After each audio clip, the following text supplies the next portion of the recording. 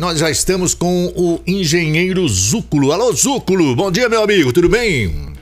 Bom dia, Beto, tudo bem, graças a Deus. Bom dia a você, Beto, a todos aí do Jornal da Saudade. Sempre um prazer falar com vocês, Betão. Certo, você levantou cedo só para ver se tinha geado lá embaixo, ô Zúculo, é isso, rapaz? Porque eu tinha combinado com o Adalberto e eu... não acredito. Não acredito que o Adalberto fez isso com você, Zúculo. Por que não foi ele, pô? Pois não. Por que o Adalberto não foi ele lá? Pois rapaz, eu pra ela ver, né? Que é isso? Eu não ia entender nada, né? Quem entende é o Zúculo por isso. Quem entende é o Zúculo, Beto. Tá bom. Ô, Zúculo, mas levantar cedo faz bem, viu, Beto? Faz, né? Ô, Zúculo, foram 2 dias aí de muito frio, né? Como não se via há muitos anos aí. E qual o relato que você faz disso tudo, o Zúculo? Perfeito. A gente teve temperaturas muito baixas, né? E temperaturas negativas aqui para nós, abaixo nas baixadas, temperatura abaixo de zero. E isso foi ocasionado, Beto, por um ciclone que estava aí na costa argentina e praticamente trouxe uma massa polar para metade do Brasil, né? A gente viu coisas aí que há muito tempo a gente não via, né? Você vê Cuiabá com 4 graus, quem conhece Cuiabá, falar que Cuiabá estava com 4 graus era um negócio de louco, né? Mas foram temperaturas muito baixas, né? Quarta, quinta, inclusive hoje, e hoje com uma sensação maior, porque está ventando, inclusive, se bem que essa frente está perdendo um pouco da força. Mas por conta desse ciclone subtropical da costa argentina que trouxe essa massa polar para a região sul e centro-oeste do estado, Beto. Do Brasil, desculpa. Ô Zúculo, eu até acompanhava uma entrevista de um colega seu, numa emissora de TV, ele falava o seguinte, que a temperatura, a geada, por exemplo, né? Ela é causada porque tá no chão ali, a plantação e tal, mas ele falou que a diferença da temperatura a 1 metro para cima, 1,5 metro, 2 metros, e no chão, diz que é muito grande, né, Zúculo? Essa diferença de temperatura. Desculpa, as condições para geada, né, precisa ter... A temperatura da relva tem que estar abaixo de zero e acima da relva menor que 5 graus. Condições essas que a gente viu muito favoráveis nesses 3 dias aí. E realmente a temperatura do solo tem um comportamento diferente do que o ar, né? O solo, durante o dia, ele esquenta mais em função do seu calor específico, como se ele fosse uma pedra, fosse um pedaço de ferro, ele tem um calor específico e diferente. Portanto, ele esquenta à noite, ele esquenta de dia com a insolação, e à noite, pela irradiação, ele perde a temperatura. Ele fica com a temperatura muito mais baixa do que o solo, do que o ar, desculpa. E essa diferença de temperatura aí vai até 1,5 metro, até 2 metros, dependendo da natureza do solo. Portanto, realmente, por isso é que a geada aí, a temperatura na superfície, ela é assim, muito diferente do que um pouco acima, né? Agora, Zúculo, nesta entrevista também, ele estava falando sobre que não é só a geada que queima, tal, o frio ele acaba causando problemas também na seiva da plantação, né? Porque na verdade são 2 tipos de geada. A gente chama de geada branca, essa onde a temperatura na relva é abaixo de zero, e quando a gente tem um céu limpo e com umidade relativamente não alta, porém tem que ter um pouco de umidade, então como a água pura ela congela a 0 graus, ela congela. E tem um outro tipo de geada que chama geada negra, que é um vento muito frio que não congela. Isso era muito comum no café, o pessoal antigo do café conhece muito bem essa geada negra. Ela congela, ou geada de canela também, como era conhecida, né? E ela interrompe o fluxo de seiva, congela a seiva na altura ali do 20 centímetros do solo, por isso que a gente falou que a temperatura ali é mais baixa. Interrompe, ela congela e acaba fazendo um dano muito grande para as plantas, sim, Beto. Que coisa. Agora, tem muitas pessoas, Zúculo, que tem aquele gramado, né, no quintal, né? Muitas pessoas na entrada da casa tem aquele gramado e muitas vezes a geada acaba fazendo com que tudo seque, né? É bom de manhã, apesar do frio, jogar uma aguinha para que a planta permaneça na sua forma, Zúculo. Existe algum horário propício para fazer isso daí? Que eu vi muita gente que perdeu o gramado. Né? Perdeu não, né? Secou tudo. Claro que a grama volta, mas secou tudo. Tem alguma forma, Zúculo, de dar um jeito nisso? Tem sim. Essa prática de jogar uma água é a prática mais eficiente e a mais barata, inclusive, né? Em HF, ou verduras e legumes, que não é em estufa, porque o que acontece? A água durante a noite, a temperatura, como a gente falou, abaixo de zero, congela, e a hora que sai o sol, se esse gelo estiver ali, ela rompe a célula, né? Porque a temperatura de fora congela dentro da célula, ela explode ou arrebenta a parede da célula e essa planta seca. Então, uma prática muito comum e muito eficiente é jogar uma água antes que o sol saia, para não acontecer essa queima aí, que acaba sendo uma queima, né? Então, se a gente conseguir jogar uma água aí, se o terreno ou o campo não for muito grande, a horta, o jardim, ou o gramado, enfim, você consegue salvar o estrago que a geada faz, sem dúvida. E pode matar, inclusive. E se tiver tão grande, pode dar pastagem, né? Porque a geada, sobretudo nas baixadas, que a temperatura é menor, e tem aí uma coisa um pouco diferente, porque a temperatura no espigão, à medida que a gente sobe, a cada 300 metros, mais ou menos, que a gente sobe, a temperatura abaixa 2 graus. Por isso que uma temperatura aí, lá em cima do avião, é 40, 30 abaixo de zero, né?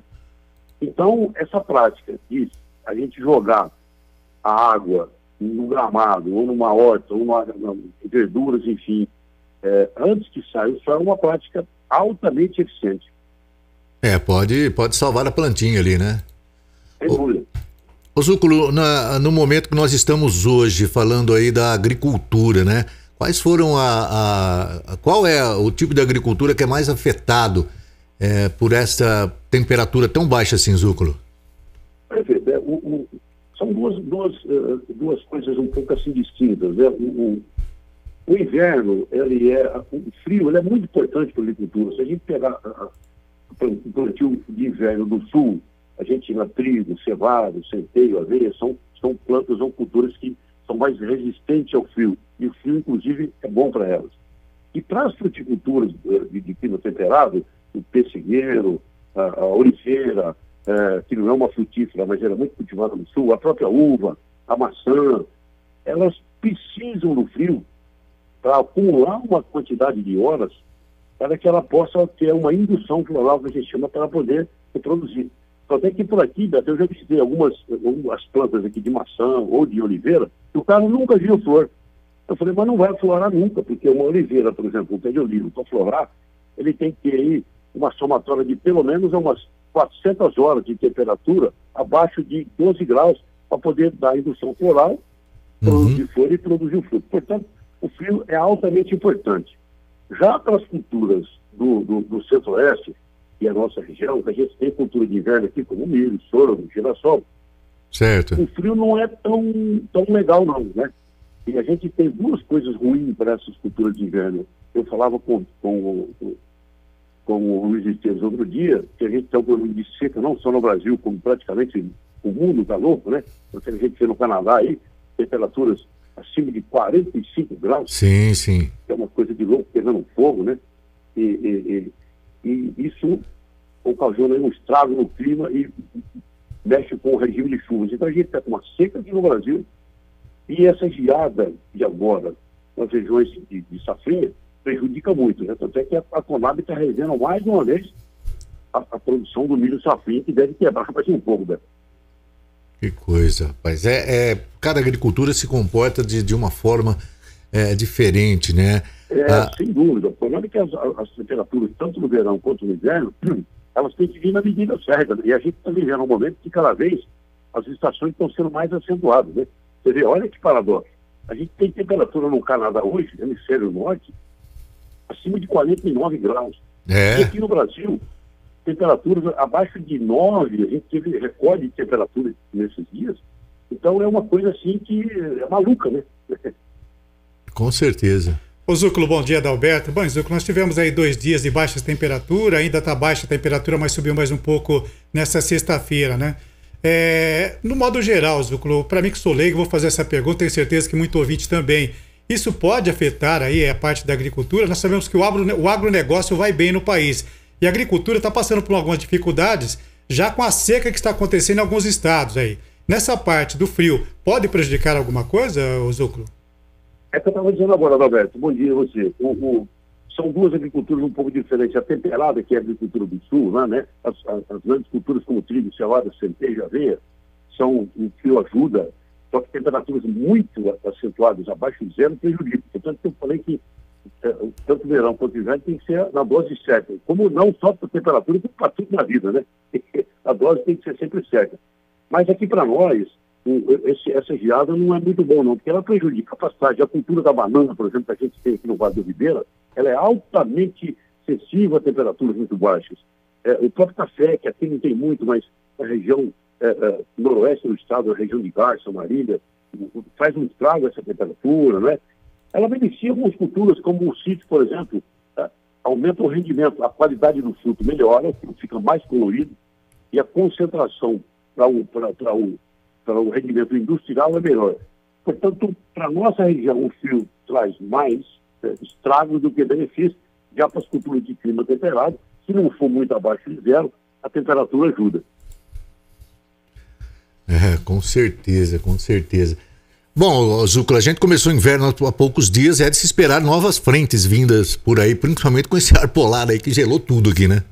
Perfeito. O inverno começou no dia 21, né? E a meteorologia, Beto, ela dá uma previsão que na segunda quinzena agora de julho, a gente terá uma outra frente também forte, e na primeira semana de agosto serão mais duas frentes aí que vão trazer temperaturas abaixo da média e causar aí um estrago de novo para todo mundo, porque a gente não está acostumado com muito frio assim, a temperatura muito baixa, é sempre ruim para as crianças, as pessoas de idade, enfim, a gente que não está acostumado, tanto é que eu estou falando até meio rouco, você está percebendo, né? Uhum. Então, esse frio, a gente não é para nós não ter esse frio, não, né? Tá certo. Ô Zúcula, obrigado pela sua participação, viu, meu amigo? Um abraço e com certeza a gente vai se falar por mais vezes aí, porque esse tempo tá doidinho, cara. Perfeito. É um assunto bastante polêmico, bastante grande e muito importante, né? A questão da mudança climática, alteração no regime de chuvas, essas temperaturas loucas, você vê Canadá, quase 50 graus, Brasil menos 10. Então é um assunto assim bastante rico e a gente precisaria de um tempo muito grande para poder falar. Mas é sempre importante falar com vocês e a gente poder colaborar com alguma coisa dessa. Sempre à disposição.